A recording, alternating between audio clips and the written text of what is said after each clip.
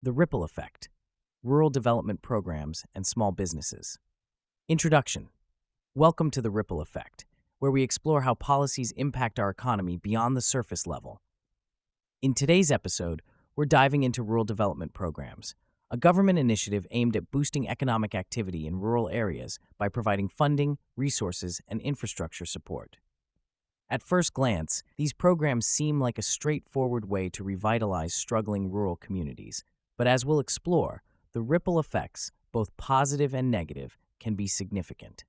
In this episode, we'll examine the first, second, and third order effects of these programs, particularly how many of them, like the Farm Bill, often result in government subsidies that distort natural economic forces rather than encouraging innovation and adaptation. Let's take a closer look at what happens when the government puts a finger on the economic scale to maintain a rural-urban balance.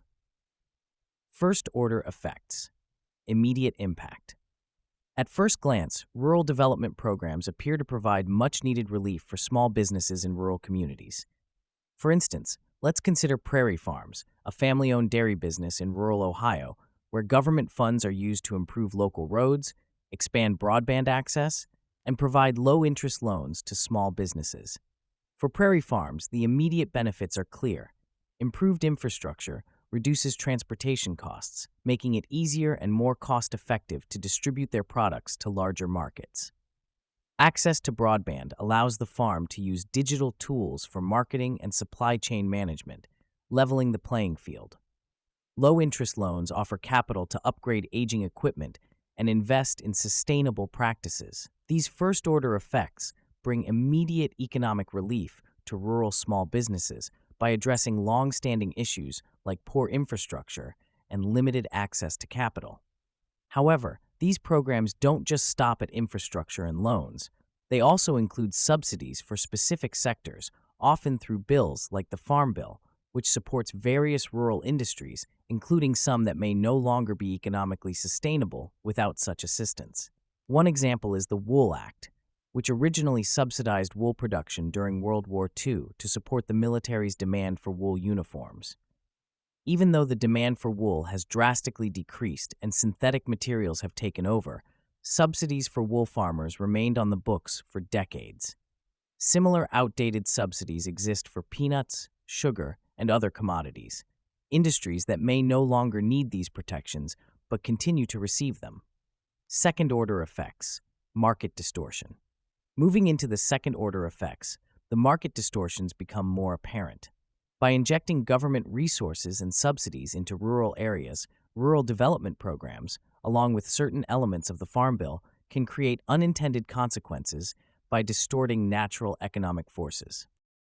For instance, because prairie farms received government loans at below-market rates and benefits from subsidies tied to dairy production, they are able to upgrade and expand while their nearby competitor, Sunrise Dairy, a small farm that doesn't qualify for the same benefits, struggles to keep up.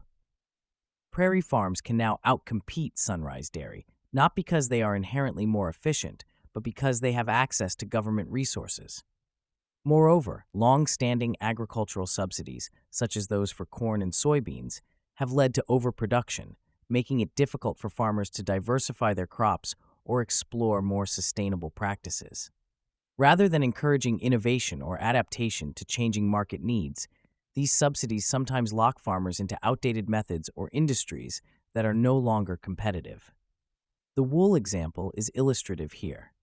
Despite wool's diminished market relevance, farmers who receive subsidies continue to produce it because it guarantees revenue, even if there's no significant demand.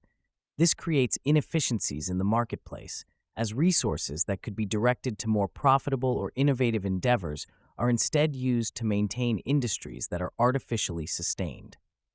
Third-order effects. Long-term consequences. Finally, the third-order effects expose the deeper long-term consequences of these policies. While prairie farms and similar businesses might thrive in the short term thanks to rural development programs and subsidies, they can become overly dependent on this government support, delaying necessary changes that would make them truly competitive in the global market. When subsidies keep unviable industries afloat, it creates a risk of moral hazard. where businesses and farmers fail to innovate because they are shielded from the true risks of the marketplace.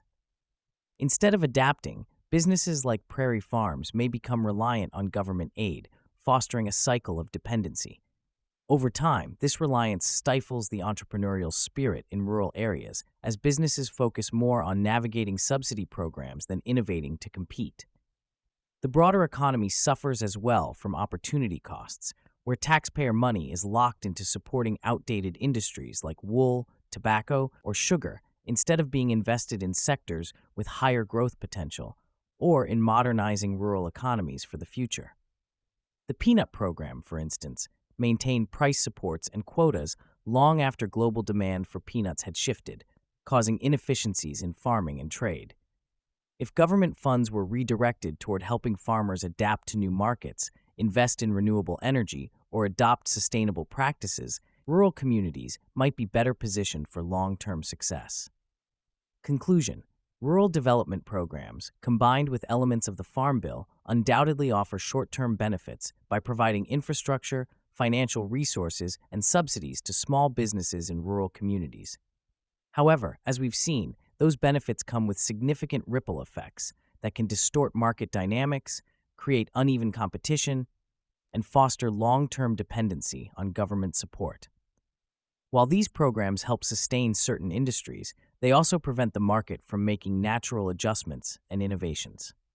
Ultimately, voters should consider not only the immediate impact of such policies, but also the long-term consequences of maintaining outdated subsidies that distort economic realities. Thanks for tuning in to The Ripple Effect. Join us next time as we explore the far-reaching consequences of another key policy.